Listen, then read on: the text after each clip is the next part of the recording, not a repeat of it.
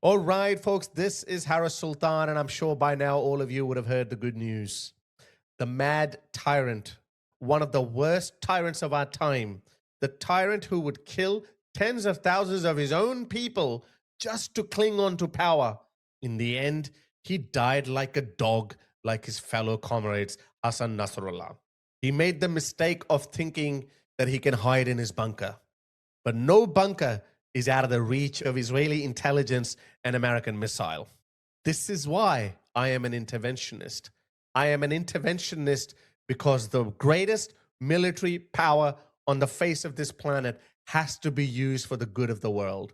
And today, President Trump has employed the world's greatest military machine for the good of the world. Losers like Cenk Uygur or Dave Schmidt, or Islamists like Mehdi Hassan and Zoran Mamdani and Busha Sheikh, all of them are proven wrong. They're crying, but the people of Iran are dancing and smiling.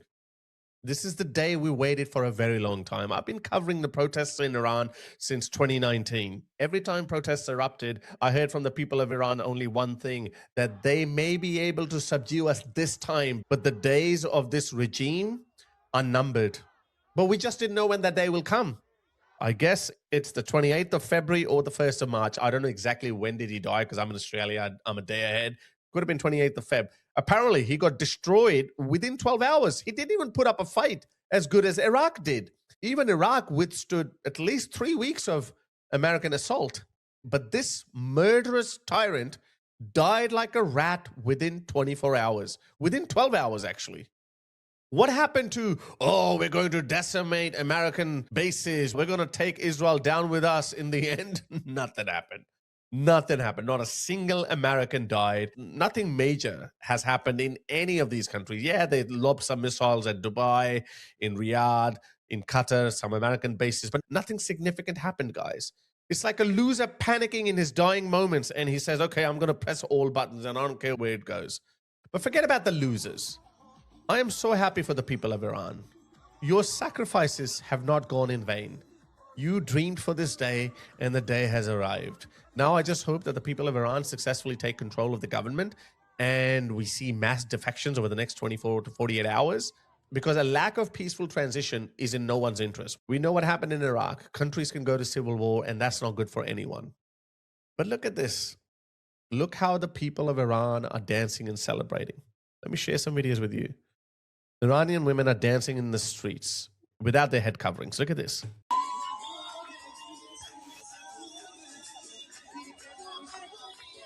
Over the next few days, you're going to hear from anti-Western people, socialists, communists, wokes, and Islamists that, oh, look, Muslims have been attacked by evil America once again. Guys, they're going to cry. They're going to do this propaganda. They love to do that.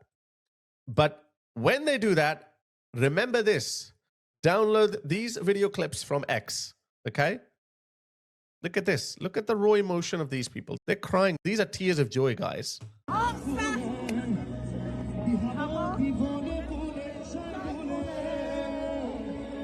Well done. I'm so happy for you. I cried when I saw that brutal crackdown on the people of Iran. I still have those videos where bodies were piling up. They killed their own people. Well, actually, they didn't see them as their own. As Marco Rubio said, that there is no other country that has a bigger divide between the people and its ruling elite. And that's Iran. Iran is free. That rat is dead. Do you want to see raw emotion? Look at this. This woman has just found out that Ali Khamenei is dead.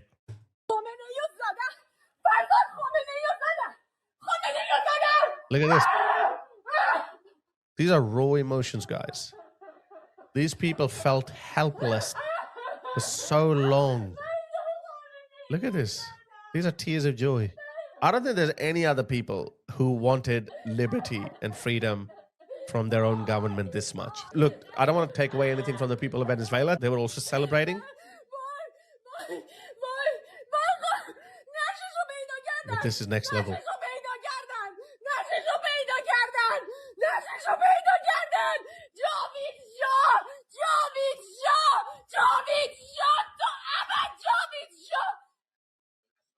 I don't know if anyone else has noticed. I don't know why most of the Western media is reporting it very morbidly, as though they are sad that one of the worst tyrants of our times is dead. They're reporting the IRGC's talking points. They're giving them equal legitimacy.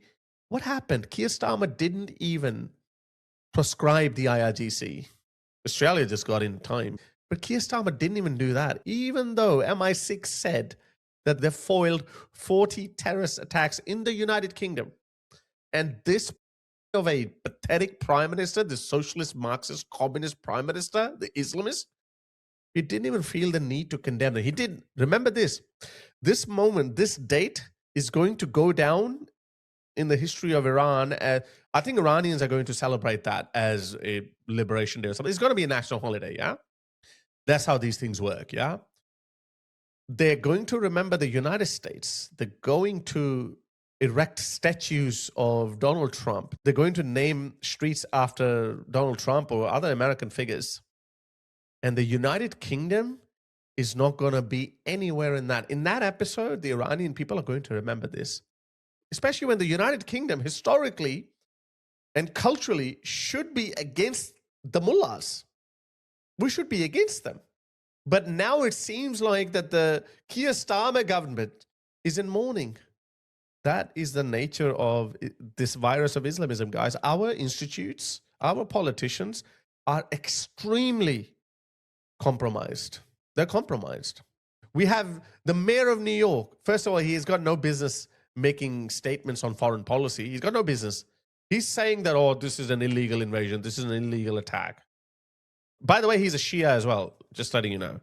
Maybe this is the reason why he's crying. Look at this pathetic creature.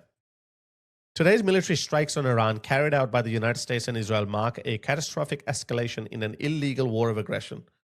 Was October 7th illegal? Well, actually, these Muslims will tell you, no, it's not, because international law allows you to have an armed struggle against your oppressor. Yeah, that doesn't mean that you can kill their civilians, you mofos. Anyway, enough of these losers and pathetic people. Today is all about the people of Iran. Let me share some videos with you, because this is important, guys. This is Syria, actually. They're distributing tweets. Because Syria also suffered a lot. They didn't want to be the Islamic regime's second fiddle. They didn't want to be a pawn in the Islamic regime's global chess. Look at this. They're dancing in the streets. This is Washington, D.C., guys. Iranians and Americans and Israelis, they're all celebrating. And they're going to rewrite history, guys. They're going to try to rewrite history. They're going to say that this was an illegal war of aggression, poor Muslims, victims. Oh, look, this is what's happening. They're going to say that. But you know the truth. Look at this. Look at this. If anything, President Trump was forced to take advantage of the situation. Look, some of us, we even feared that Donald Trump might just throw the people of Iran under the bus and he might make a deal with Iran, which nobody wanted. We didn't want that. Nobody wanted that. Everyone wanted the fall of this regime. Look at this. This is Iran. This is unignorable. You cannot ignore this. You cannot spin this. That, oh, the poor people of Iran, look, they are being victimized by America and Israel. No, the people of Iran begged America and Israel to intervene. The people of Iran did that. This is why this victory belongs to the people of Iran. Look at this. Look at this. There must be millions of people celebrating this. This is celebration, guys. They're literally celebrating it. Look how happy these women are. This was one of the first videos that came out. And at that time, the belief was that this was Khamenei's residence. So look at the happiness in the voices of the women filming this. وای به تو زدن وای Happy.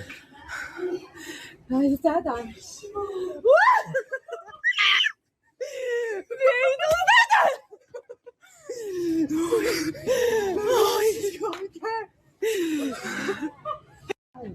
USA, America is a force for good. You know why I say it like this? I deliberately put it out like that because I know it pisses off the Islamists. It pisses them off. Every anti-Western person hates it when we present America as a force for good. They hate it because in their eyes, America is a force for evil. This is the moment when everyone becomes an American at heart. I'm not an American. I've never set foot on American soil, but I love America because of this. A lot of Americans say, oh, we shouldn't be the policeman of the world. Do you know how bad the world would be if America just goes away? Some of us, non-Americans, want America to remain the policeman of the world. I say that as an Australian. What's going to happen to Australia if China decides to invade us?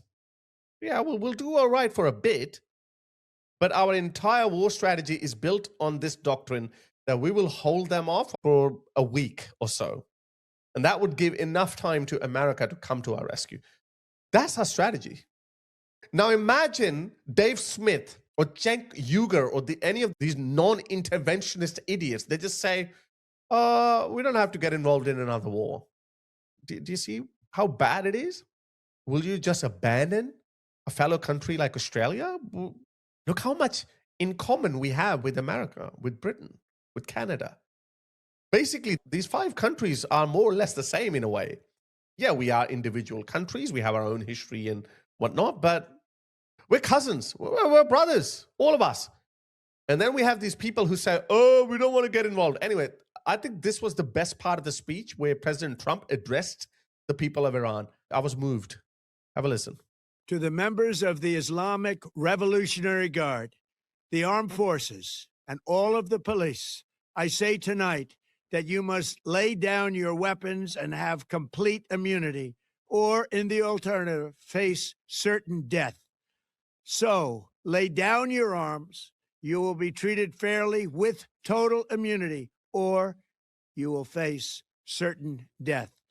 Finally, to the great proud people of Iran, I say tonight that the hour of your freedom is at hand. Stay sheltered. Don't leave your home. It's very dangerous outside. Bombs will be dropping everywhere. This particular bit was very moving. That just clearly shows you that POTUS and the United States, we care about the people of Iran. We don't want the people of Iran to die or suffer. Of course, unfortunately, some people will die. I believe some have already died. But the people of Iran, we're looking at the people of Iran. They're looking at a moment of freedom and independence. And it's up to them to decide whether they can absorb these losses or not. They have already suffered a lot. 30,000 people were killed by this brutal Islamic regime. So this was very moving. President Trump cares about the people of Iran. When we are finished, take over your government. It will be yours to take. This will be probably your only chance for generations. For many years, you have asked for America's help, but you never got it. No president was willing to do what I am willing to do tonight. Now you have a president who is giving you what you want. So let's see how you respond. America is backing you with overwhelming strength and devastating force. Now is the time to seize control of your destiny and to unleash the prosperous and glorious future that is close within your reach. I love President Trump. He can't help himself but to have a dig at previous presidents. And he's right. How many, 6, 7 presidents tried? They failed to contain Iran. Obama and Biden were the worst of the lot. But President Trump took his chance and he said, well, let's go. I love President Trump. He's going to get streets named after him, and so he should. This is the moment for action. Do not let it pass. May God bless the brave men and women of America's armed forces. May God bless the United States of America. May God bless you all. I think that's where he should have said, may God bless the people of Iran. But I think when he said, may God bless you all, it covers that. Anyway, this is a great day in the history of humanity. The people of Iran have suffered a lot. My heart goes out to them, but in the end, they won. And I am just hoping over the next few days, we are going to hear news of mass defections and the Shah of Iran will go back and take control and he will be the king. And then Iran will begin its journey towards democracy and being a valuable ally of the international community, especially the West. And now we're going to hear the chants of long live Israel, long live America on the streets of Tehran. This is a great day for Iran. This is a great day for the people of Iran. This is a great day for all freedom-loving people of the world.